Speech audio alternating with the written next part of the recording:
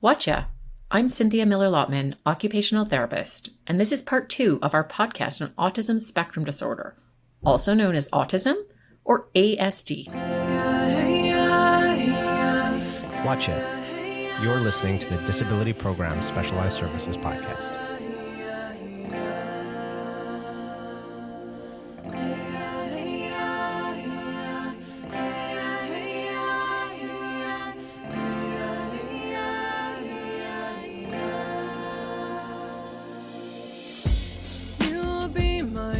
Kumagut part 2 mean Jay Mohiwach, Yabij Autism, Yabij Bethany and Cynthia Chbato Chayimich. Uhi would Jay Ship Batuko Jay Mohiko Jayus Kudmajan, Niayo Tweet Saitem Hignoj. Jaji Kuchstike, Giano, Stiem no Jay touch. I nano I he like techniques I nano jaga. Things you can try at home. Uya jay shemo higoj gistun mishtiwan jagaji wichigoga miaminda gashan nimieda jagui spinano bismotach. Gashan gyagoja juchit saimukwan godik. Awinadot saitikato near autism ayaga. Stoashim noj, stodam noj, jujawaganoj, kemag debia oan gaitat. Agunjabagoji. Jabatu kut Cynthia kia Bethany. Jay mohigo joyayo autism kishingadaj. Agoda wajak.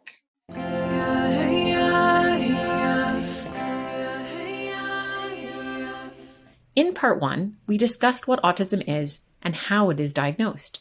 It is really important that you listen to part 1 to get more detailed information on what autism is. In this episode, part 2, we will talk about the strategies that may be useful for people with autism. They may also be helpful for people who have not yet had a diagnosis of autism. These 3 strategies we will talk about might be helpful with all kids, with or without a diagnosis. So no need to wait for a trip south before trying some of these things at home. Try these out and see if they help. Today, I am so happy to have Bethany Hartrop with me again. She's an occupational therapist from our DPSS team. Wajia, Cynthia. It's nice to be here. So Bethany, let's get right in here. Let's talk about some of the best things that we can put in place that may help someone with autism, either in their home life, community life, or at school.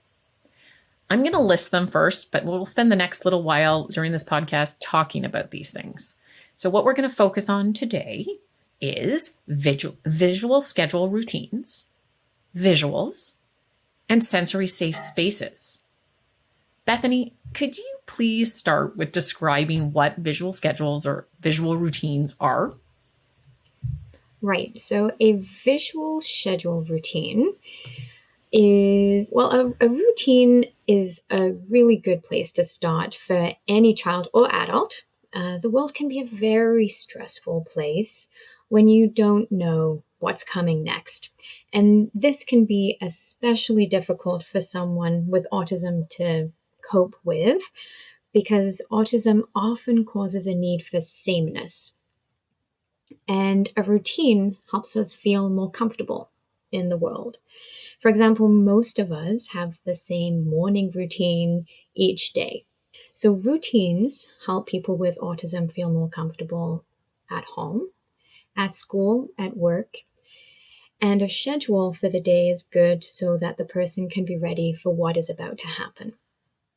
And pictures are the best way to show the routine and schedule, as many people with autism respond better to pictures than words. This is called a visual routine or a visual schedule. And this can be super simple. It can be a piece of paper on the fridge with the day's visual plan or the schedule.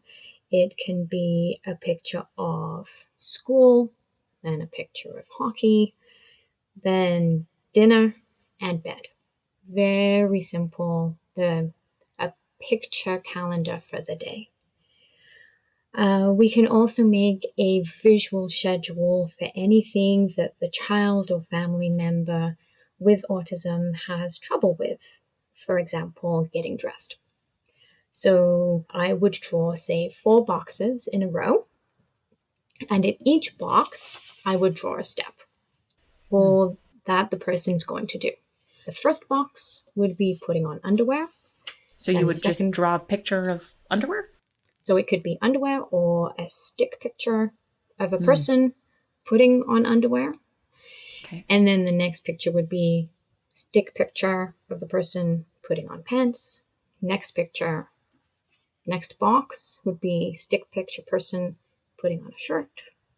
And then the next picture would be the reward that they get at the end. So that would be, for example, iPad time for having done all of the things that they need to do. And it doesn't matter about the excellence of the drawing. I'm a terrible drawer. I really like stick pictures. And because many people with autism find pictures easier than words to understand, even if the pictures are really terrible pictures. And Bethany, then can you like walk me through? So you've drawn these 4 pictures out: your underwear, your pants, your shirt, and then their iPad. Can you walk me through how would you start using this routine with someone with autism? So let's take forget the getting dressed. Yep. Firstly, I would choose my moment. If this is the first time that I'm doing the getting dressed teaching with the child, I wouldn't want to be doing getting dressed teaching in the morning when the bus is coming or when we have to run out to daycare. This is not a good practice time because everybody in the house is going to be stressed, including me. So the best time to practice something is when we are relaxed and we have time to do this. And there's time for a bit of when there's practice time. So, for example, we could try Saturday morning if we're not rushing out to do something else. That might be a good time. That makes sense. Right. That makes sense because you need to, if I'm understanding these 4 steps, he doesn't get his iPad until he completes all 3 steps. Until he's... okay. Right. Yep. Makes sense. Say this is a 6-year-old who's learning to get dressed. I would point to the picture of the underwear and then point to the underwear and say, put on your underwear, please, and wait for him to put on his underwear.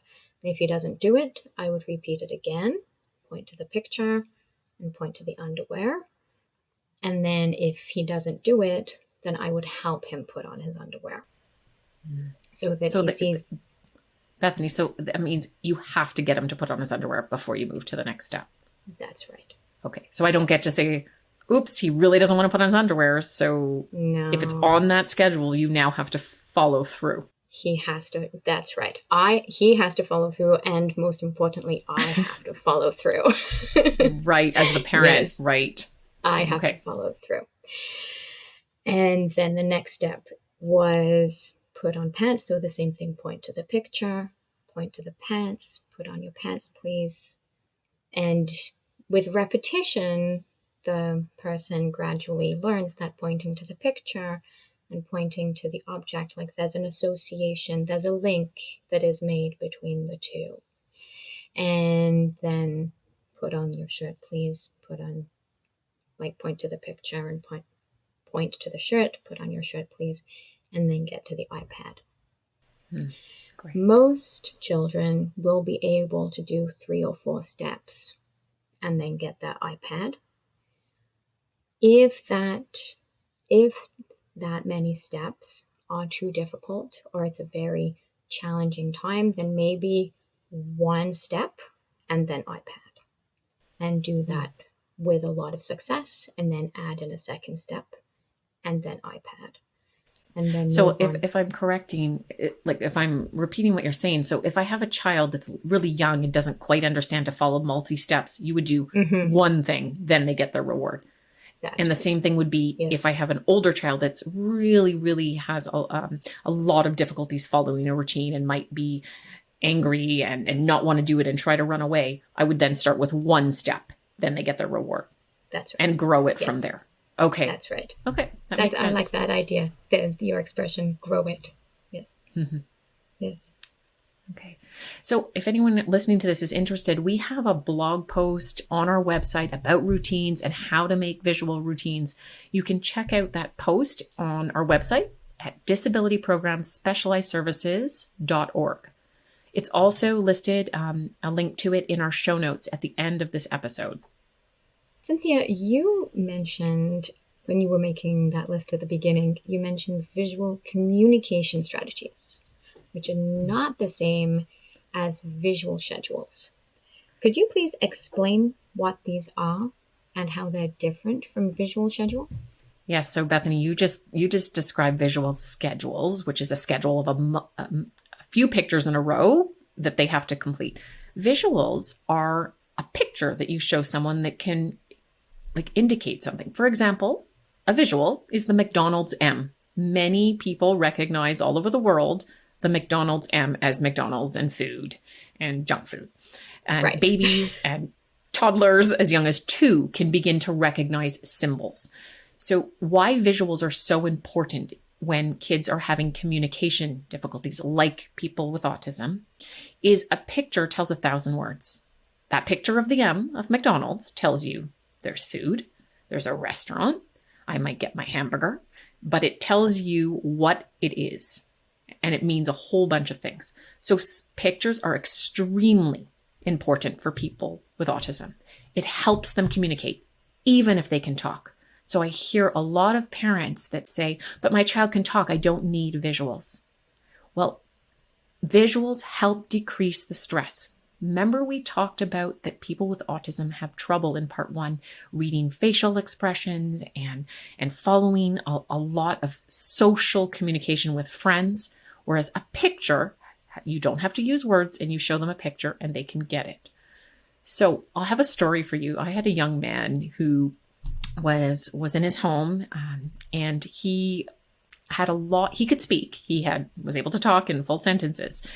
But his mom had called us in because she was having a lot of trouble that he was always raiding the fridge and drinking all the family's iced tea. So he kept going into the fridge and she would tell him, no, you can't go in. No more. And she would try to explain it to him, but he kept going into the fridge.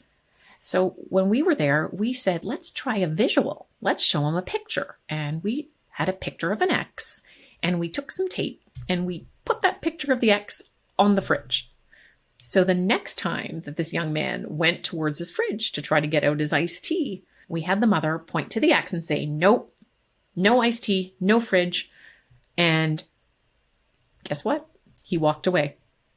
So that X was worth 1,000 words. So 1,000 no's could have been said, and that X communicated it to him.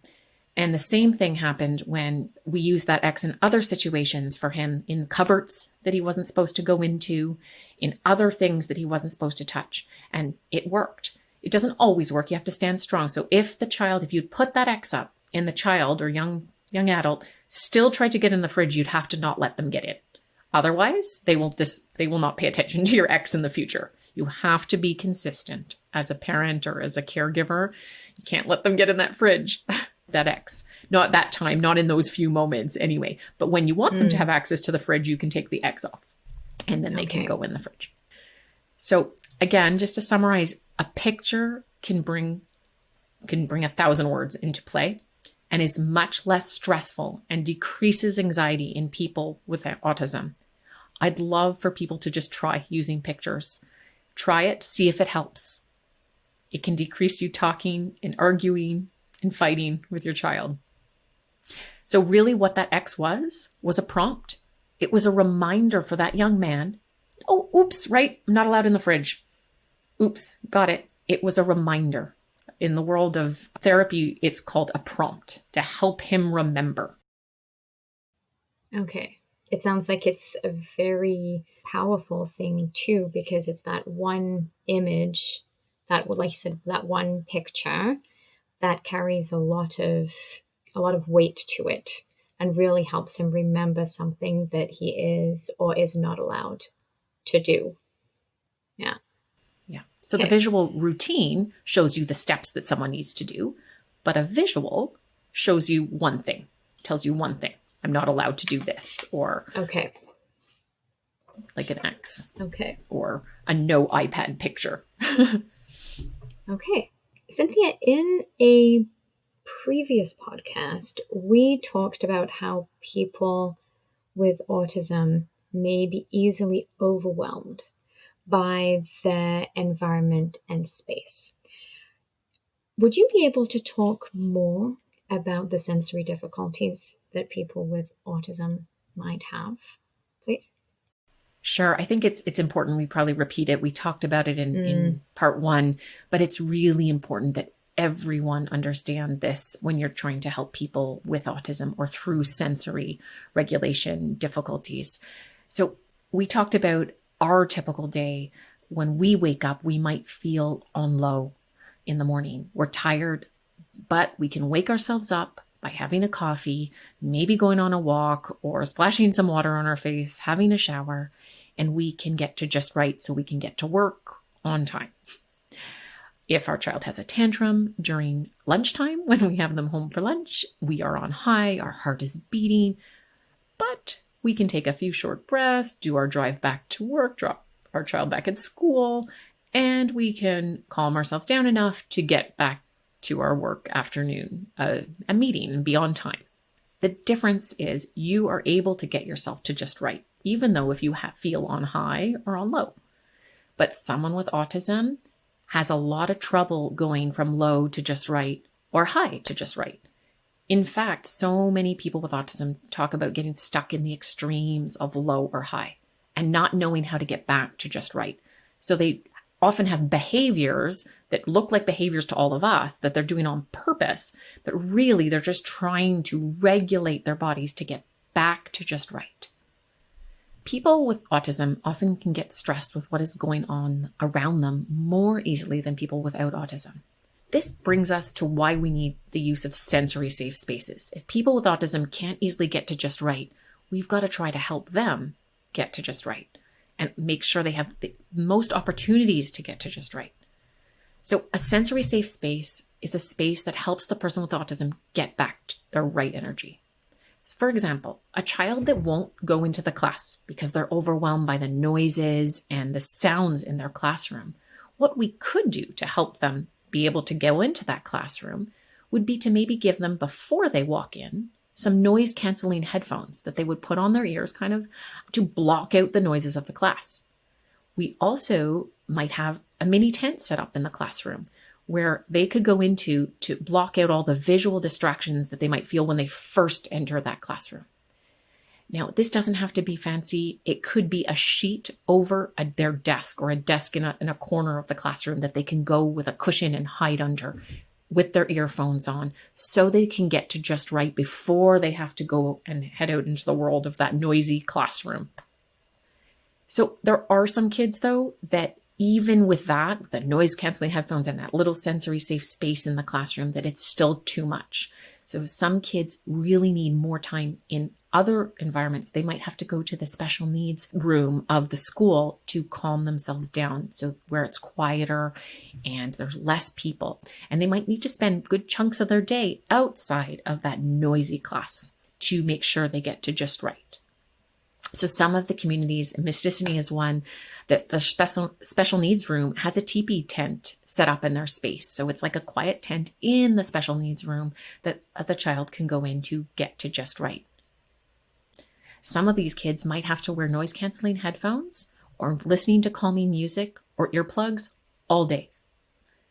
So there are so many more examples I can give you, but I wanted to start there. But with adults, I thought I would share you a story. So if you remember Haley, who was really overwhelmed by the environment at her gathering.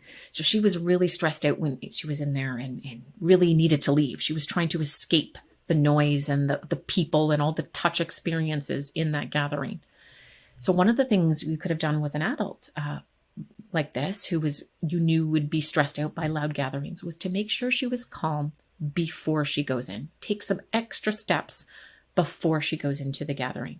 So that might be a walk before the gathering to calm her down in nature, even just around wherever you're going outside. She could be listening to calm music when she walked in so that she wasn't hearing all those noises that were in the gathering. You could also have an iPad for them ready so that if they needed to take some space by themselves in a corner to calm down, that would be something you could do. The other thing I would really recommend is when you have someone with autism that is trying to integrate into a community event, it's really nice to have a buddy or a companion for them. So someone that would be responsible if they started to show signs of being not just right. So on high, really upset, or starting to get very sleepy and not responding and wanting to sit slumped in the corner. So if they're on high, the companion or the buddy could start recognizing those signs. Oh, they're starting to make a lot of noises and starting to plug their ears, flap their hands, as we talked about in part 1. And then that buddy could encourage maybe to take them to the side of the room, give them some music or on their iPad to listen to or their iPod. And if they're really still showing signs of not being on just right and getting really too high and overwhelmed by the environment, you could get that buddy to make sure they take them outside before the tantrum, before the running away begins. So it's really recognizing those early signs of overwhelm and making sure that they get to a space that can bring them to just right. And hopefully that they could then return to your gathering and the whole family wouldn't have to leave. So Cynthia, it really sounds like what you're talking about is finding, helping the person find their just right using different strategies, and like little by little exposing the person to the environment and finding ways for them to be able to go to all the different events that they want to go to, that their family goes to, the community gatherings, and finding ways so that they can be part of this. And like with Haley, you were saying, go for a few minutes at a time, maybe go and then take a break and then go back and take a break so that she can still be part of it. Yes, I mean, there's many families that talk that it's really hard for them to attend gatherings or noisy big events with their children with autism. And then they are left out of family gatherings. And so a little bit of time and a little bit of time outside can really make the difference of the child or young adult or adult with autism to be able to participate. You've got it right. I do have another story. There's a lot of families and parents that talk about how do I make a sensory safe space at home? I myself at my cabin it's a very small space. I have 3 children and one of my daughters really, really has trouble getting to just right, especially at bedtime. She shares a room with her 2 siblings. They have bunk beds and a pull-out bed underneath. And she has trouble. She is always bothered by the noises that her siblings make, and she can't get from high to just right to low to fall asleep. So one of the things we've done in a small space is we've put up a sheet. She's on the middle bunk. So one of my daughters is on the bottom that rolls out, and she's on that middle one. And we put a sheet so she has her privacy. We hang it from the top bunk, and she has her own little tent in her space. So that blocks out the visual and the lights of her and the bothersome things of her sister and brother. But we also give her an iPod or access to listen to calming music, because that blocks out all the sounds that bother her so much. So we are able to make a sensory safe space in a really small, so her bed is her sensory safe space. And she can block out everything. And most of the time she can go from high to just right to low to fall asleep. Another sensory safe space that can be used is the land. People with autism may respond well to land-based activities. Some families have told us their experiences and their success with bringing their family member with autism onto the land and how much they enjoy the land-based activities. Many of them are spending a few weeks, a year, or every few months in the bush. I have one particular story of a grandfather that shared a story with me about taking his autistic grandsons into the bush, and he felt they were so much calmer and happy while they were in the bush. He remembers them that they were able to walk around free and they weren't trapped indoors, and they were often calmer in nature. It's like they had a sense of purpose, following the routine of being at camp, getting the fire going outside, helping collect the water, So it really was mimicking what this grandfather's story was, that the outside was a sensory safe space and they were following a routine. And there are many benefits to being on the land.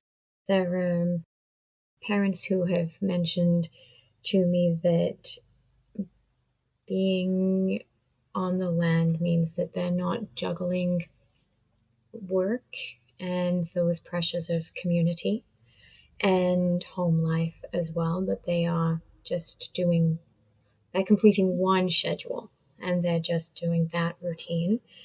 But there is the routine of camp, and there's those fewer demands. It's much easier for the whole family as well.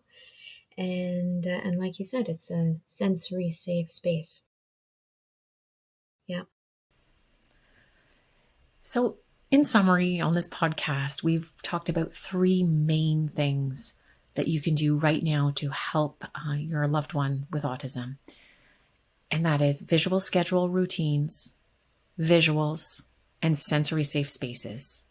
You can put these in place without a diagnosis and right now without the help of professionals.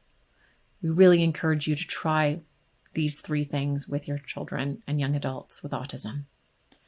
Bethany, I wanted to thank you so much for spending the time with me on these podcasts on autism. Cynthia, thank you for having me. Miigwech, coming. We hope you enjoyed our 2 episodes on autism.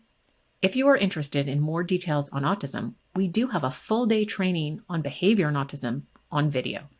You can request to have access to these videos from your case manager, who will contact our disability programs department.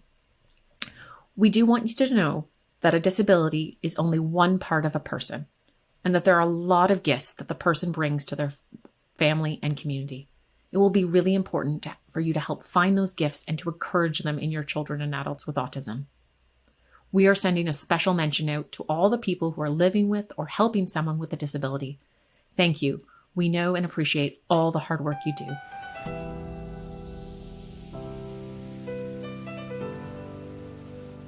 Thanks for listening.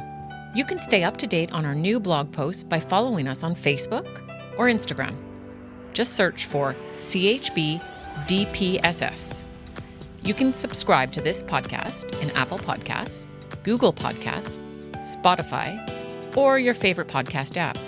Just search for Disability Programs Specialized Services. If you found this episode helpful, we'd really appreciate a rating or a review as well.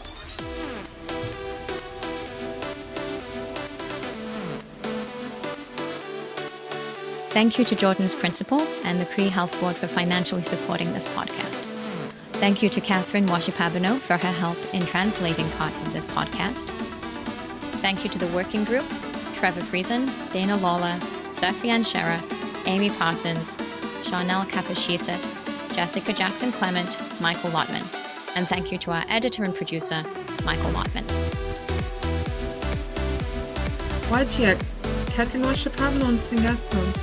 Abu Jabshich Disability Program Specialized Services to Bajamon. Disability Program Mandal Jabit Siach Cree Health Board, Miswa EU Townch. That old Dabit Siunan, Agwan Drawich Shidich, EUJ, Kia Abit Si Soj. Ayawach. Wash Wasnitsu Kamak Chayo IH Disability. Omwiamak Strivitech. Jajisia go noch the Bajmon. Mogan white saitem hidach. Information ginanoch.